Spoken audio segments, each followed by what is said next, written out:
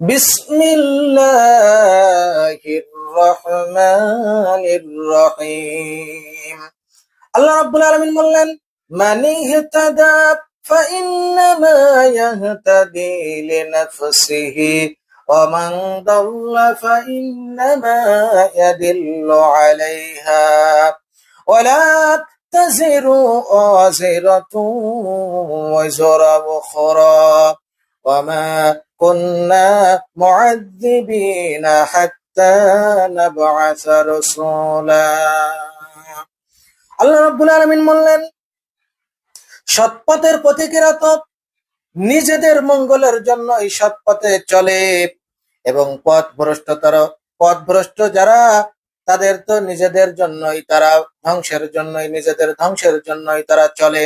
আল্লাহ রাব্বুল আলামিন বললেন, ওয়ালা তাযিরু ওয়াজিরাতুন ওয়াজরা উখরা, এবং কেউ অন্য কারো ভার বহন করবে না। যার যার ওজন, যার যার পাপ তাকে বহন করতে হবে, কেউ কারো ভার বহন করবে না। আল্লাহ রাব্বুল আলামিন বললেন, ওয়া মা কুন্না মুআযযিবিনা হাত্তা নাবআসা রাসূলা। আল্লাহ রাব্বুল আলামিন বললেন, আমি কোন জাতিকে শাস্তি দেই না ওই পর্যন্ত, যে পর্যন্ত না তাদের কাছে আমি রাসূল পাঠাই। অর্থাৎ আল্লাহ রাব্বুল আলামিন আগে সতর্ককারী রূপে রাসূল পাঠিয়ে দেন, তাদের হেদায়েতের জন্য, তাদের মুক্তির জন্য, তাদের পথ দেখানোর জন্য আগে রাসূল পাঠিয়ে দেন।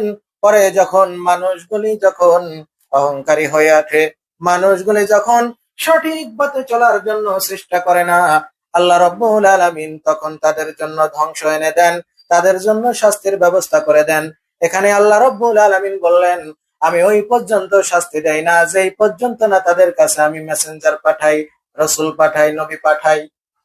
আল্লাহ রাব্বুল আলামিন আমাদেরকে সতর্ক করে দিয়েছেন, আমাদের সাবধান হতে হবে, সতর্ক হতে হবে।